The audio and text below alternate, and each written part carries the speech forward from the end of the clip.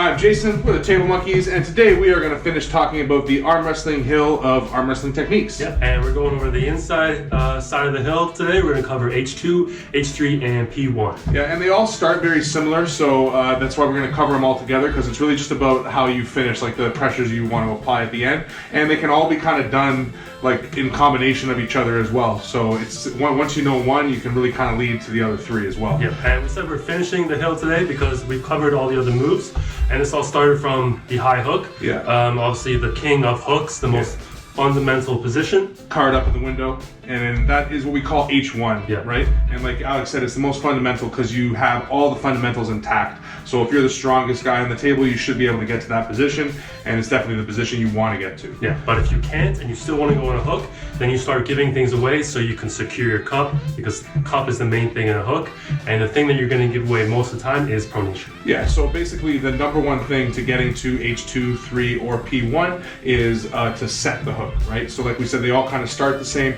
So how do you set a hook? So we're going to approach this as if my opponent doesn't want to be in a hook, he wants to top roll or get out of the hook, because if we both want to go in a hook, then getting there shouldn't be a problem. It'll just be, you know, who's stronger where and what you do once you're in the hook.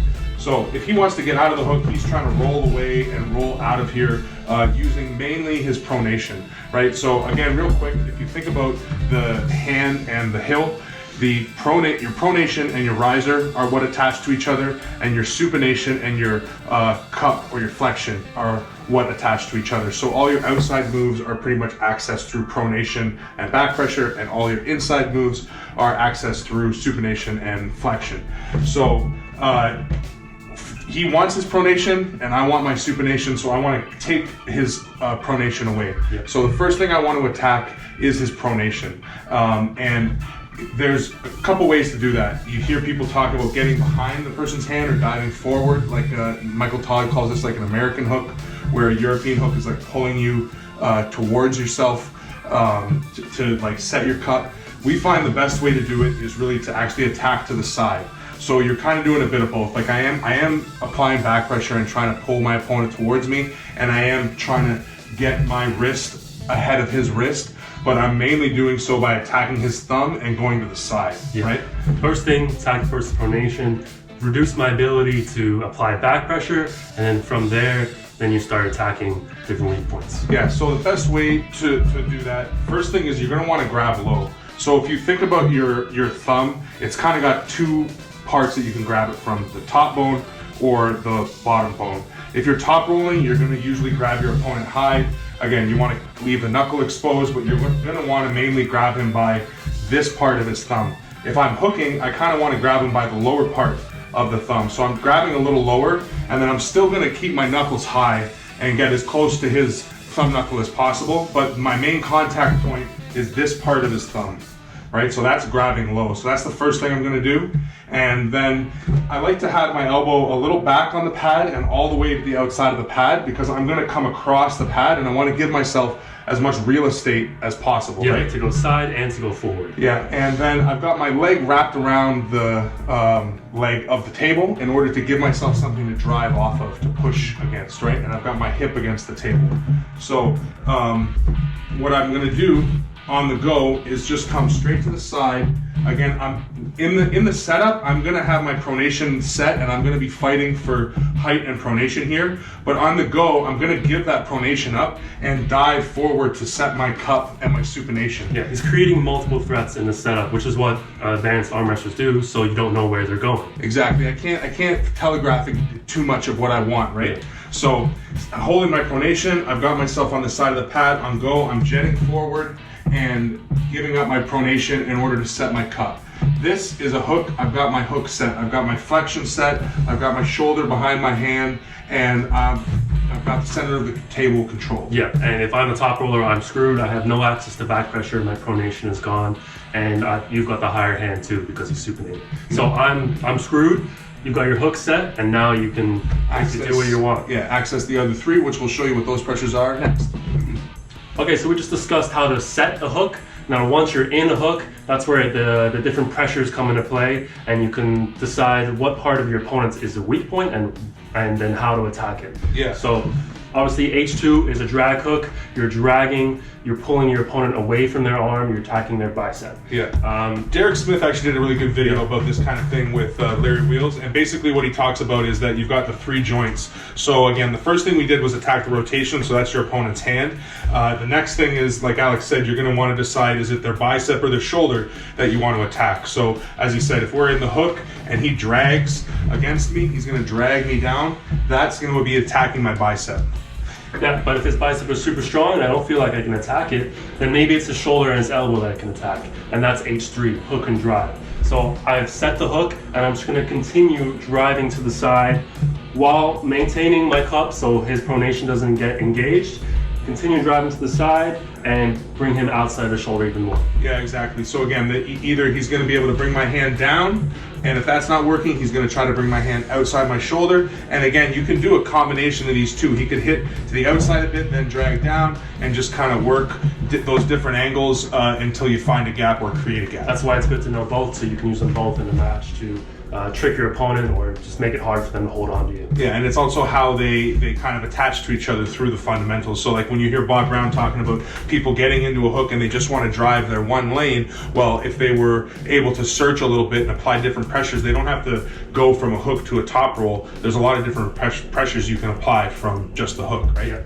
So the last one is going to be the press, or P1, and again, it's going to look a little better from this angle. So I'll demonstrate it as once we're in the hook here, if I don't want to drag down this way, or I feel like I'm not strong enough there, I don't feel like I can get into his elbow this way, what I'm going to try to do is get my shoulder more behind my hand, so now it's not going through my elbow, but it's my body weight pushing down on his arm. And it's like sometimes called a tricep press, because my ability to hold this angle and have tricep integrity here is what's going to allow me to apply pressure, but I'm not actually trying to extend my tricep. I'm trying to keep it locked and just lean my body weight down on my opponent's arm. So this is going to attack both his bicep and his shoulder, because as I push down, I can also push across the elbow pad this way, and you can do both. And that just creates, again, a lot of pressure on your opponent's arm. But the only difference here is that I'm pushing with my shoulder behind my hand as opposed to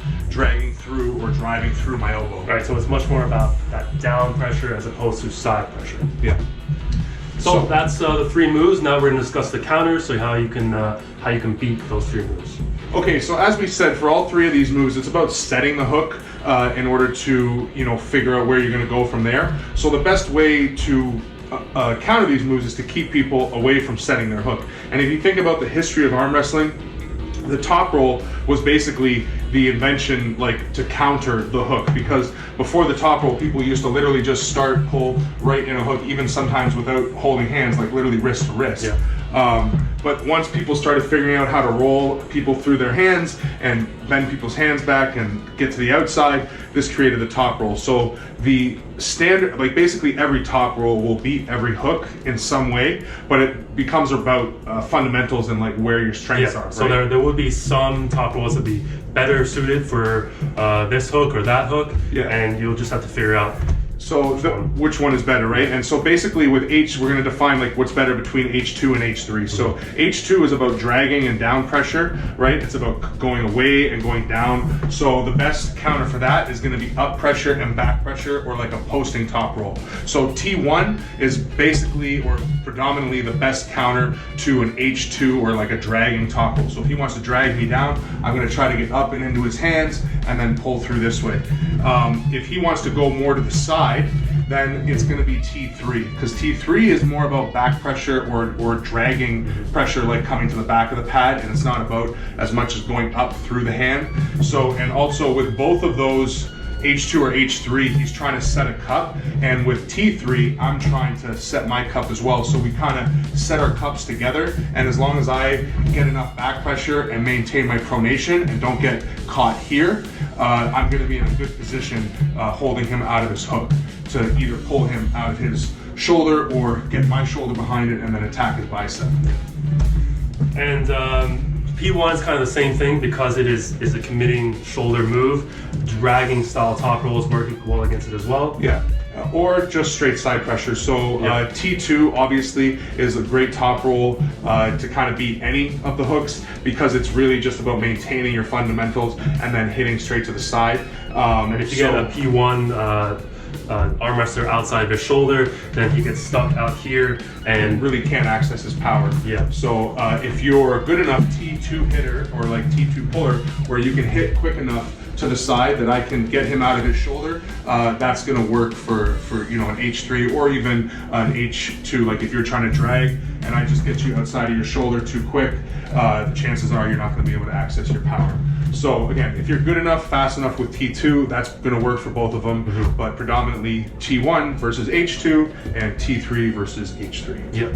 So that finishes off the hill of arm wrestling techniques, and now it's time to talk about transitions between these moves, Yeah, right? because all the fundamentals are pretty similar, and they all transition well between each move, and you want to be well-rounded on a table so you can go wherever you want, right? Yeah, exactly. You don't want to end up like Travis and be like, well, because I just don't press. That's just not what I do. Now, the point is that, like Alex said, the fundamentals all tie to each other. So once you learn the moves, you should be able to tie them together. So next thing we're going to do is cover transitions, the can opener, maybe King's move to press, maybe the douchebag. Yeah. Leave us some feedback in the comments. Let us know what transition you'd like to see. Hit that like button, hit that share, hit that bell. And subscribe, and monkeys out. Peace.